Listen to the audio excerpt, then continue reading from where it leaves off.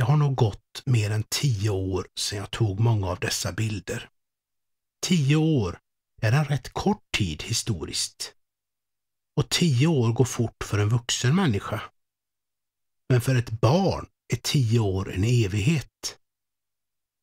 Nu ska ni få följa med mig på strövtåg i Uddevalla. Låt oss börja vid Kungsgatans övre del. Och varför då inte med ett besök på Einars konditori, stadens äldsta. Det som har funnits sedan 1932 och vad jag vet har legat i detta hus hela tiden. Visst är det en vacker 1920-talsbyggnad, uppförd i den för tiden så typiska klassicismen, med sina fönster med 6 små rutor i. Har du eld? Det vore en passande replik på Studio 32. Med tanke på att lokalen en gång i tiden var tändsticksfabrikens kontor. Tändstickor som hade tillverkats i Uddevalla ända sedan 1874. Och tändstickor som blev en sån stor industriprodukt i Sverige i städer som Jönköping och Tidaholm under 1800-talets slut. Tändsticksfabriken i Uddevalla, den låg på andra sidan gatan här. En stor fabrik som tyvärr gick under 1938 till följd av Krügerkraschen på 1930-talet. Det var då Ivar Krügers tändsticksimperium rasade som ett korthus och Ivar Krüger själv hittades död i Paris 1932. Fabrikslokalerna här i Uddevalla brann ironiskt nog i början av 1980-talet, men då hade ju tändstickstillverkningen sedan länge upphört. Och idag minner nog inte mycket mer än Sackaus gränd om var fabriken en gång låg. Nästa hus är Uddevallas gamla museum. Huset det byggdes av holländskt tullfritt tegel redan 1808, det andra olycksåret. Och sillen plötsligt försvann. Och det var 2 år efter det första olycksåret, 1806, då den stora eldsvådan ödelade i stort sett hela Uddevalla. Det här huset var först skola med 3 klassrum och lärarbostad. Sedan var det museum här i 120 år. Museet hade höga ambitioner. Det skulle visa all världens natur och kultur i tidens anda. Inte konstigt att man började bygga på en 3:e våning på huset strax före första världskrigets utbrott. Och det är heller inte konstigt att Bohusläns museum behövde nya lokaler 1984 när de här hade blivit för små. Visst känner man att detta hus andas jugend. Genom sitt utseende med mjuka svängda former. Precis som arkitekten Eugen Thorburn ville ha det.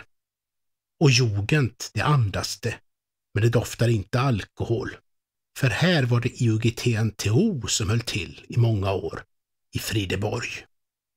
Ja, nu efter alla bränder kan det kännas tryggt att svänga uppåt Sillgatan och nå Margrethe-Gärde-parken och där titta på den gamla brandstationen. I dessa tider då Uddevallas nya brandstation inte längre ligger lika bra till som den gjorde i början på 60-talet och en ny brandstation är under byggnad, så kan man verkligen fundera på hur trångt det måste ha varit att göra utryckningen härifrån. Med hästar, brandvagnar och så småningom också brandbilar. Men här höll man ändå till som brandkår ända till 1960. I denna nationalromantiska borg, uppförd 1903 av slottsherre och stadsingenjör A.H. Lindeberg. Eller borde han hetat Lindeborg kanske? När borgen var ny så bodde borgens riddare, brandsoldaterna, i huset och på gården fanns ett stall för deras hästar. Låt oss nu besöka 2 skolor. Vi börjar med den stora Margrethe-Gärde folkskola. Den stod klar redan 1882, skapad av Arthur Brattberg. På den tiden hade skolan inga flyglar, men säkerligen fanns det skolorglar trots allt. Det fanns inga flyglar och det fanns ingen 3:e våning och det var endast för pojkar. Men med tiden så kom den att byggas ut och få både flyglar och 3:e våning och även öppnas för flickor. Och när detta var klart 1934 så fick skolan ungefär det utseende som den har idag.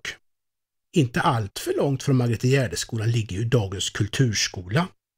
Men den var en gång i tiden flickskola.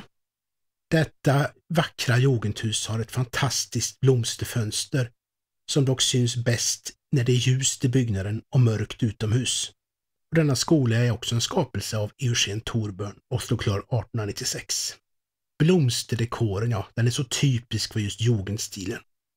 Det var flickskola här ända till 1971. Men då blev denna skolform både förlegad och otidsenlig med tanke på grundskolereformen, enhetsskolan och den stora samhällsförändringen.